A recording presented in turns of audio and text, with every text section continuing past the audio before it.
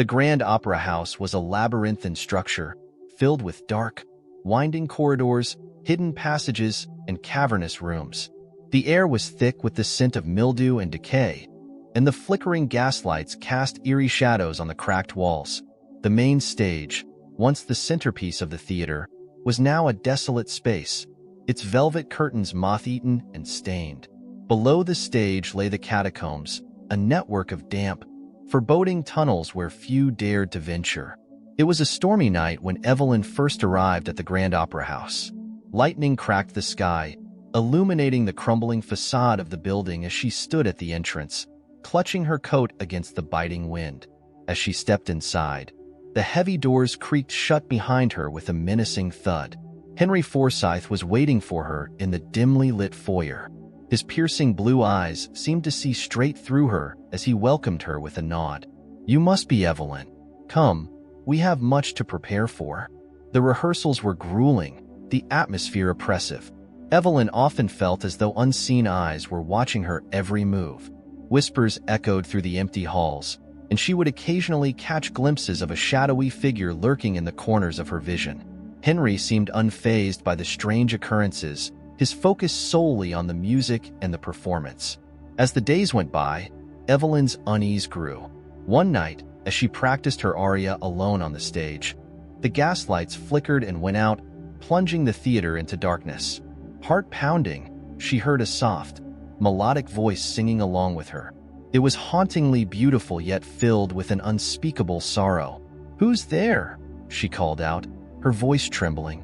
There was no response, only the echo of her own words. She could feel a presence behind her, cold and menacing.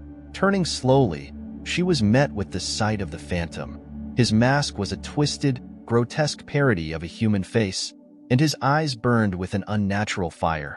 Blood dripped from his hands, pulling on the stage at his feet. "You should not have come here," he whispered, his voice like a knife slicing through the silence. "This place is cursed. Leave while you still can." Evelyn fled, her screams reverberating through the empty halls. But as she ran, the corridors seemed to shift and change, trapping her in a nightmarish maze. She could hear the phantom's laughter echoing behind her, growing louder and more manic with every step. In her frantic escape, Evelyn stumbled upon a hidden chamber beneath the stage. It was a macabre shrine, filled with the decaying remains of those who had dared to perform in the opera house after the phantom's death. Their faces were frozen in expressions of terror, their bodies twisted and broken. Suddenly, Henry appeared, his face pale and drawn. "Evelyn, you must leave now. The phantom will not rest until he has claimed you as his own." "But why? Why is he doing this?" Evelyn cried, tears streaming down her face. Henry's eyes filled with sorrow. "He was once my dearest friend, a brilliant singer named Lucien. He was murdered on this very stage by a jealous rival, and his spirit has been trapped here ever since, consumed by vengeance and madness." As Henry spoke, the phantom emerged from the shadows, his eyes locked on Evelyn. "You cannot escape," he hissed. "You are mine, forever." The gaslights flared back to life, casting an unholy glow over the chamber. Evelyn and Henry stood frozen, the air thick with the stench of death and fear. The phantom advanced, his bloody hands reaching out towards Evelyn. Evelyn's heart pounded in her chest as the phantom's ghastly figure loomed closer. His eyes, burning with malevolent intent, seemed to pierce her very soul. She took a step back, her voice catching in her throat as she tried to muster the strength to speak. "Lucien," she whispered, hoping to reach some fragment of the man he once was. "Please, let me go. This doesn't have to end in more bloodshed." The phantom hesitated, a flicker of pain crossing his disfigured face. For a brief moment, it seemed as though her words had reached him. But then his eyes darkened once more, and he lunged forward with a guttural scream. Henry sprang into action, placing himself between Evelyn and the phantom.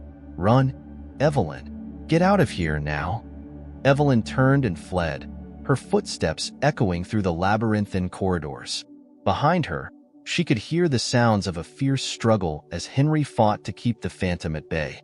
Her mind raced, searching for a way out of the cursed theater. She found herself in the grand auditorium, its once opulent seats now tattered and decayed.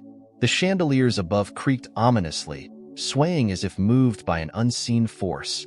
Evelyn's gaze was drawn to the stage, where the final performance was to take place. Summoning her courage, she approached the stage. Perhaps if she could perform the aria, she could somehow appease the phantom's tormented spirit. She stepped onto the stage, her voice trembling as she began to sing. The haunting melody filled the empty theater, carrying with it a sense of profound sorrow.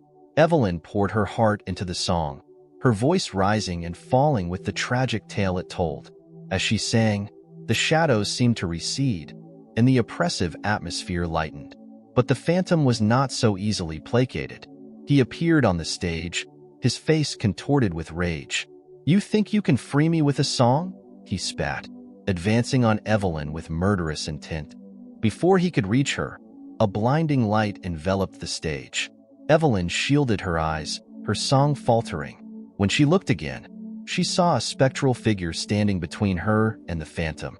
It was a woman, ethereal and beautiful, dressed in a flowing white gown. Her eyes were filled with sadness and compassion as she looked at the phantom. "Lucian," she said softly, her voice like a soothing balm. "It's time to let go." The phantom's rage dissipated, replaced by a look of profound sorrow. "Amelia," he whispered, reaching out towards the apparition. I failed you." The ghostly woman shook her head. "You didn't fail me, Lucian. It was never your fault. Release your anger and find peace." As she spoke, the surrounding theater seemed to shimmer and change. The decaying walls were restored to their former glory. The chandeliers sparkled, and the oppressive darkness lifted. The phantom's form began to dissolve, his features softening as he gazed at Amelia. I'm sorry," he said, his voice breaking.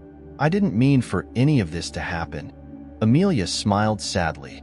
"I know. Now rest, my love." With a final, longing look at Amelia, the phantom vanished, leaving only a faint wisp of mist behind.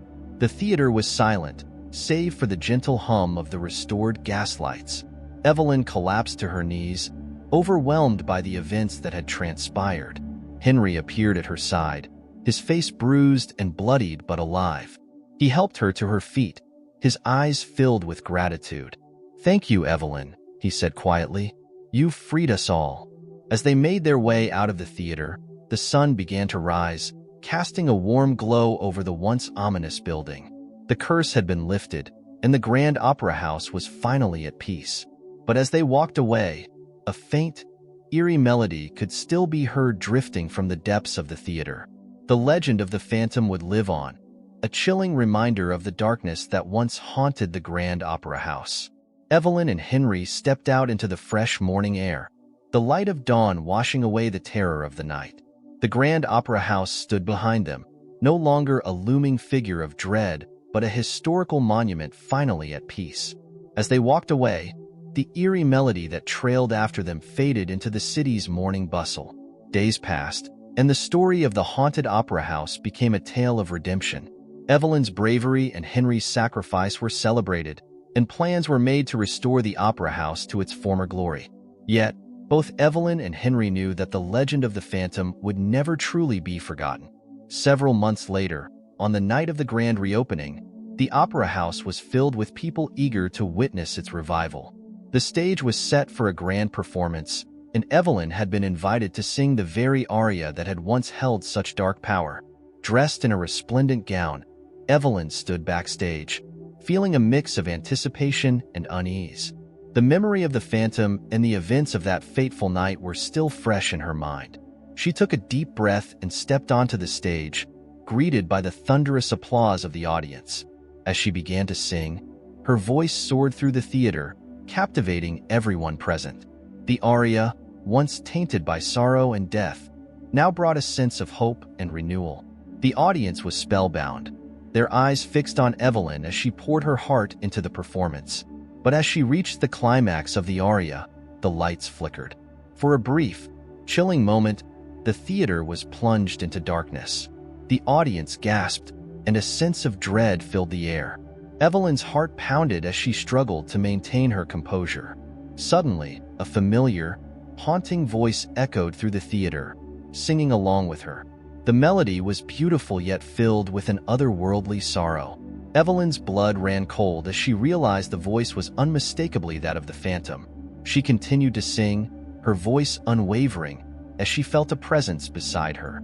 The gaslights flared back to life, and standing next to her was a spectral figure. Lucien, the phantom, no longer twisted by rage but serene and sorrowful. The audience watched in stunned silence as the duet reached its hauntingly beautiful conclusion. As the final note lingered in the air, Lucien turned to Evelyn, his ghostly form shimmering in the light. "Thank you," he whispered, his voice filled with genuine gratitude. "You freed me." With that, Lucien's form began to dissolve, a peaceful smile on his face. The audience erupted into applause, oblivious to the spectral presence that had shared the stage. Evelyn, her eyes filled with tears, took a deep bow, feeling a sense of closure. Backstage, Henry awaited her, a look of awe and relief on his face. "You did it," he said softly. "You've truly set him free." Evelyn nodded, her heart finally at ease. The opera house had been cleansed of its dark past, and Lucien's spirit was finally at rest. As she and Henry walked out into the night, the city lights twinkling around them, Evelyn knew that the opera house would always hold a special place in her heart. But even as they left, a soft, ghostly melody played in the wind, a reminder that while the phantom's vengeance was over, his presence would always be a part of the grand opera house's legend. The theater, now a symbol of hope and redemption, would continue to stand as a testament to the power of music, love, and forgiveness.